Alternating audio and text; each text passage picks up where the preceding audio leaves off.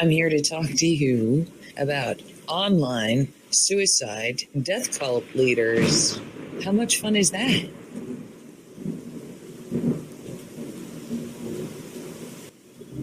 Okay, first of all, I want to explain about Thomas Schoenberger. Thomas Schoenberger is an individual who is on the board of directors for a ARG puzzle called Cicada 3301.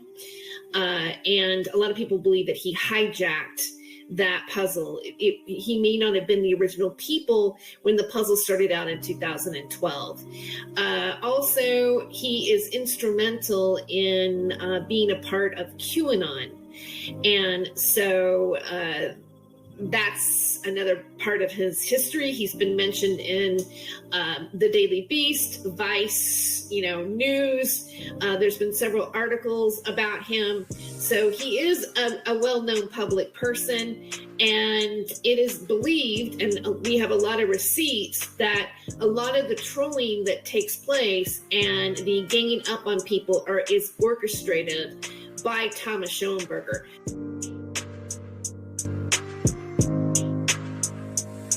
So, I think that there's a few things I need to explain before we get going. What you must understand about what is to follow is that my experience that I will share with you here, my story, is going to be told from the point of view of one who was recruited into the fiction, specifically in order to illustrate it. I was the illustrator. Sometimes we've done things in the past that we wish that we didn't do. I understood what the language was, and I was sort of speaking it, but only kind of like a parrot. Even if I had known how before the lessons that I received after I was scraped into this, I probably would not have gone that way with it. It's important to become aware of how a pocket of people may actually be getting paid, and triangulating somebody in a video, causing and doing it to somebody who may even have some mental instabilities, and to kind of push them over the edge, or the result is that you push them over the edge. I've been hearing things about people getting paid by Steemit to make attacking videos or funny videos about a person. And so there's proof of a transference of money in order to basically bully somebody on the internet. And I loved it. And I was getting all this sort of mentoring and tutoring and networking. And I started making a bunch of money because of this guy. I felt like, oh, okay, I've arrived. This is where I want to be forever. And he played a lot of things about surrounding Nathan Stoltman and some of the past trolling and cyberbullying and cyberstalking that took place. But now that we're dealing with the world of online psychological torment, the police, the lawyers, the judges, they're just sort of like, I don't know, man. There's nothing in place to protect you. So without some kind of actual, tangible proof, you're not going to get anywhere. You're just not. If you've got it, though, just go do it. Don't talk to people about it. Fine, because nobody gives a shit except for the bad guys that are making you feel this way. And they care about it in a way that is detrimental to protecting yourself. The crazier you make yourself sound, the happier these guys are, and the more likely they will be to continue breaking the law and fucking with your mind. You've got to understand that. And it gets farther than that. It gets into cyber stalking. It gets into accusing people of things that they're not guilty of that are quite serious, and a defamation of character. And it also goes to threats, threats of, lawsuits, doxing, as well as people threatening to meet you in person, or strike out at you or maybe do something to you, which is causing somebody to have a belief that they are being harmed by somebody. Whether that is going to ever happen or not, the victim, the person who's being attacked, does believe that. And that is that's an offense. That's a crime. That is something that falls under cyber stalking. So it's gone into all these different directions. There is something, as you know, some people might be bullied to the point of suicide, or it might cause them to have suicide ideation. There has been a lot of emotional trauma for some people, and it can be quite serious. They get you to do stuff for them for a while, and then you discover, like, hey, I'm not really enjoying this very much because I don't like the negative impact that we are having together on others. And you start telling them no, they're like, and they get all their little zealot minions. They all turn their attention on you. And what used to be a bunch of love bombing turns into a bunch of fucking gaslighting, and they will rip you up. They will step off the computer screen and into your real life, and they will break the law. They will just flout this shit. They'll be like, oh, I'm going to pretend to be a doctor and call your psychiatrist to try and get you medicated. Or I will find some low-life drug addict who lives 20 minutes away from you to come to your house and knock on your door and intimidate you. Have any of you had anything like this happen? I have, and I know others who have. Those are just a couple of examples of things that they do when you start telling them no, I don't want to. And rather than just say, okay, well, thank you for the volunteer work that you did for me, and I appreciate you, and bye. No, they're like, oh, well, now you must kill yourself. Now everything that you love, your children, your job, your home, everything that you care about, I will kill it. But they'll get you to do it for them. As, let's just say, for lack of better words, befriended Thomas and supported Thomas, whether it was financially or just as a person, as soon as they catch on to it and they turn their back, yeah, it's like a pack of wolves attacking. I mean, right? There's been so many, and that's another trait of a narcissism. When you abandon a narcissist, they will come at you like 1,000 times stronger, and just try to overpower you and dominate you, make you feel horrible, and try to pull you back in because they need that narcissistic boost. They need that feed, just like a tick.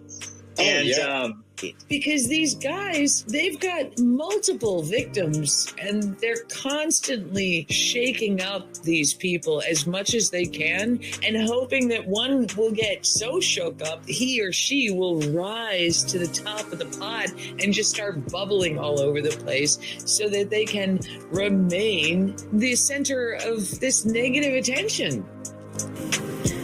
This is a topic and a video that's been weighing really heavily on my heart lately, and it's embarrassing, and I'm really ashamed of some of what I did, but I think that my story might be able to help people.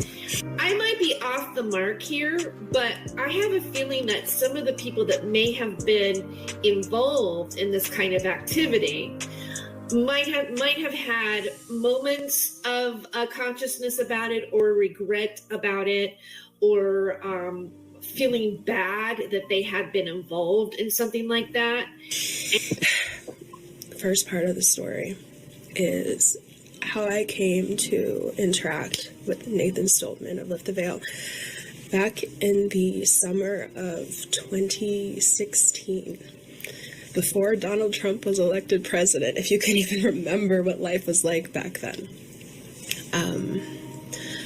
I was writing articles for Vice under the name Jay Stevens, which is basically the nickname that I used all throughout college and through my writing career. And I had a big fangirl crush on him. I envisioned like a future we could have together, like doing documentary films and exposing evil and all this stuff. And it was all in my head, just like daydreaming and whatever. But while I was a writer for Vice, I pitched an article to my editor about the Mandela effect. And he approved it, and he requested that I get some interviews from people who talk about it and believe in it. And I took that as my big opportunity to finally reach out to Nathan and be like, hey, we were developing this professional relationship. We were simultaneously developing a romantic, sexualized, very intense emotional bond. And if you remember those shows, you probably could guess that a lot was happening behind the scenes, and a lot was happening behind the scenes, and it was just very intense. In, I think, early spring of 2017, I was contacted by a woman on Twitter who DM'd me and said that she wanted to talk about Nathan and ask me some questions, and kind of hinted at the fact that she was going through a similar situation to what I went through. And after the call, she added me to a Discord chat with 2 other women, each of whom also had very similar stories. And I should say that before this moment, I didn't know who any of these women were. They were just 3 new characters in my virtual reality game, but they all seemed to have compelling and believable stories. Like, at first, this Discord chat was just a bunch of, like, commiserating and being like, yeah, like, I can't believe he did this and he acts this way and da-da-da-da, just like girl petty shit talk type of things. Rather than taking money and LARPing and creating scripts and doing all these different things to target and harass somebody. But then it pivoted into something much more dangerous, and with the goal of exposing Nathan and destroying his reputation and career online. And they weren't just 3 random women. Like, the one who recruited me is someone who was working on video editing for him at the time. Oh, I'll let you guys guess who that was. And then 2 other women. But didn't somebody in a previous video we just watched say that she took over all of his editing of his videos? Imagine that. Imagine that. But let's continue on. The second woman, who I think may have been just as kind of drawn into it unintentionally like I was in a semi-public relationship with Nathan at the time. Like, they talked on the phone, at least, unless all of that was fabricated. But I remember him referencing her anyway. And then the third woman, which is really what makes me think that something much deeper was going on here than just some crazy female shenanigans, was a woman who said that she was it's gonna sound crazy, that she was on the run from a cult. Oh, wait a minute. One of the 3 women said she was on the run from a cult. One of the 3 women who were in this Discord trying to ruin Nathan Stoltman's life and his internet presence and so forth. And there is an aspect to all of this where, like, the saint and the sorcerer, the reason why I'm deciding to call them those things is because there's an esoteric element to all of this. When you talk to them behind the scenes and they take you into their confidence, they will explain to you the reasons why they're doing what they're doing and the methods that they're using. The shorthand explanation for it is Satanism. It's not as though they worship the antithesis to Christ. They couldn't care less. They don't give a shit about the devil or Christ. That's not what they're about. They're about something else. But Satanism is like a really nice little tidy way of wrapping that up for the uninitiated. It's not what they believe. What it comes down to is these people. They consider themselves to be superior up here, above everybody else, because of their knowledge and their goal in life. They think that they are magical, and they think that everybody else who's running their show or participating in the chat or being a victim is way down here. They call you muggles. They actually call you muggles. Taking a term out of a children's book. Whatever. Oh my God, it's so fucking stupid. I wasn't a direct participant in a lot of what happened, but I was a witness to it, and I didn't do anything to stop it. They made Twitter accounts where they would just like post memes about Nathan, like making fun of him or what he said, and just kind of to drive him crazy and, you know, hurt his ego and pride and confidence. And they would reach out to other YouTube content creators and try to get them not to work with him. They contacted the local health services for where Nathan lives, and I think they also contacted his father, and they tried to get him admitted into a psych ward. I forget the word for it. Uh-huh. So, wow.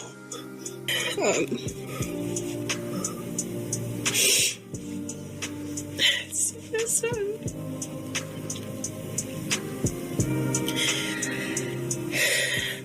And although I wasn't doing this myself, like I wasn't making the calls, I wasn't whatever, I was energetically contributing to manifesting that reality, and I feel terrible about it. The woman who recruited me created an alternate account. I don't even think it had like a picture tied to it, and started a discourse with Nathan on Discourse and offered like his services, because it was like a dude account. He was like named Tim. So Tim offered his video editing and organizational skills, and somehow got access to Nathan's channel. Like Nathan made him an administrator on his channel. You know, because I think all of us have, you know, made a mistake in our perception of what we think is actually really going on. And I think that's part of the game, is to get everybody all confused, and you start fighting with all these people, and you end up being like, all of a sudden the person who wasn't your friend is your friend now, and then all of a sudden there's people putting you together and they're attacking you with those people. Which at the time I took as proof that like, oh yeah, Nathan's insane and stupid and deserves to be taken out. And once we got this access to his channel, they brought up basically that I had said I wished that all the videos that we did together would be gone and deleted. Not out of embarrassment. I know Nathan mentioned that today, and I don't even know how much of this Nathan is aware of, because we've never spoken about this. I'm not going to publish this video unless I get his permission to do it, because I don't want to do anything that's going to hurt him. Once we got access to the channel, I provided a link to almost all of the videos that we did together. Nathan and her. And she deleted all of them. And I'm saying this now because when all of this was happening in spring of 2017, Nathan just so happened to be covering the Hampstead child abuse case and satanic ritual abuse for like the first time intensively, and doing video after video after video exposing these things and bringing new people into awareness about this evil underbelly. And I don't believe in coincidence. I think that I was contacted at this time for that reason. I think that they wanted to turn people who were close to Nathan against him and to really make him reconsider the work that he was doing. Some years ago, I was witnessing a bunch of stuff online that was political in nature, but also had to do with child pornography and satanic ritual. Speaking of working with people, I noticed in your last stream that you said you had somebody helping either your media or getting you out there. Do you know who that is? And can you tell us any more about that? Yeah, I got hooked up with, you know who Liz Crokin is? Yes, I'm familiar with her, for sure. Okay. Or actually, no, it wasn't her that set me up. It was another guy that set me up. One of the cicada guys set me up media contact. Okay, so you're working with Thomas. Yeah. Okay, yeah. I know him. You know, Cicada tried to recruit me before. They still do, actually. So I'm familiar with Thomas and what he does. So all I'd say to you in terms of everything, QAnon and everything else, having been through this stuff before, having had human intelligence come up to me, having a lot of people that are the worst people I could be friends with try to offer me help, I just tell you to be very, very cautious about who you trust. Even Thomas, you know, who I think might be able to help you out. But, you know, just, you know, this is a long, tough road. So make sure, you know, you're doing it.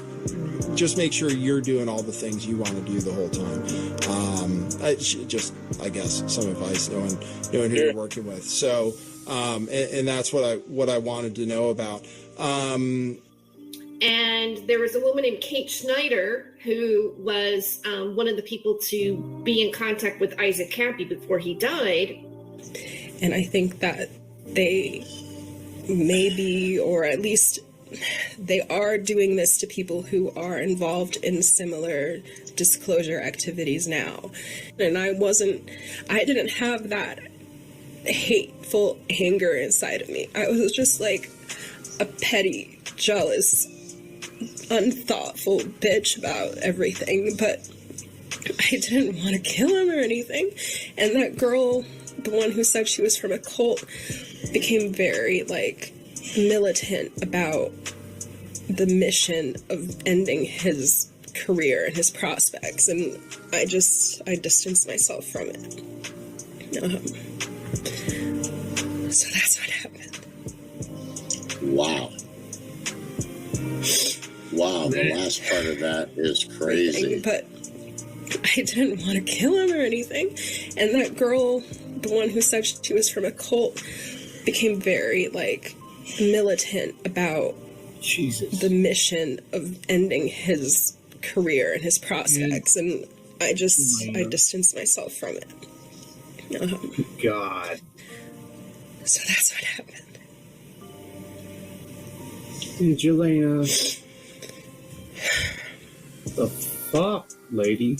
And they feel that the more of you muggles that they can rip to shreds and get off this fucking planet, the better for them.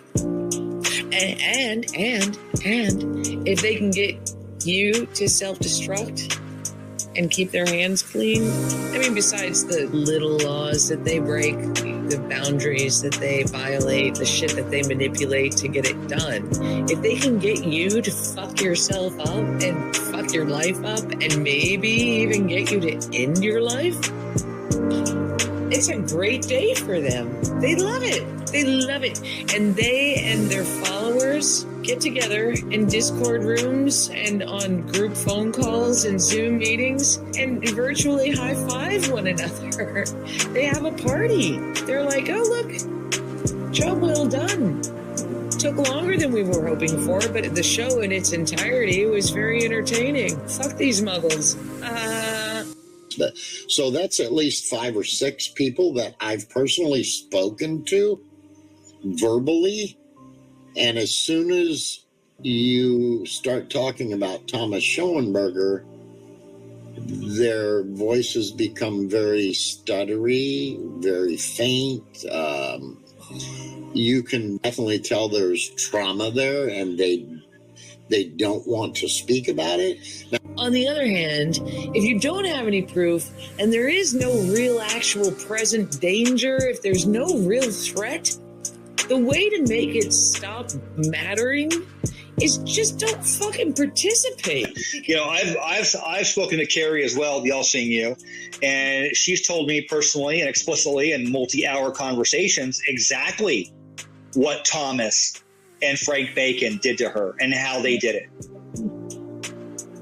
yeah. And the mind fuckery that went along with that. And she's terrified, absolutely terrified of Schoenberger. But the saint turned out to be trying to direct me into areas of our extended YouTube group that I really didn't want anything to do with. One had to do with a certain political movement that got explosive a couple years back.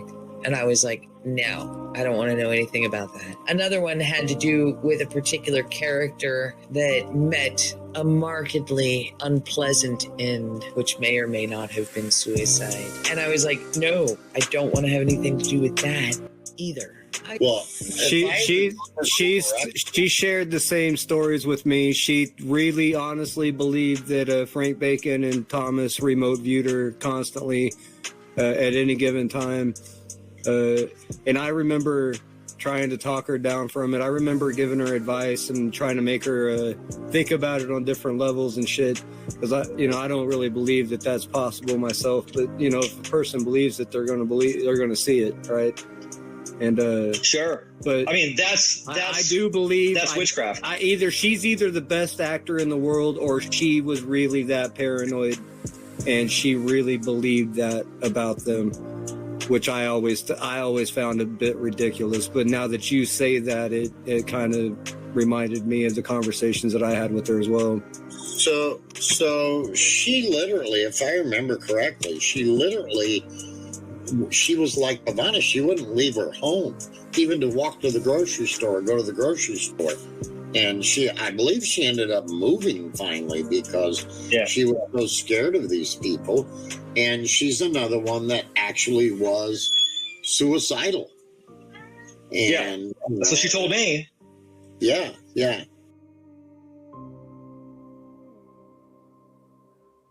I could add a lot to this, but it's hard to talk about. It's easier just to make cartoons and cartoonize them to make it a lighter load to carry, because they're still at it, mocking, bullying, doxing, shaming, you name it, led by the convicted stalker, narcissist, Thomas Schoenberger.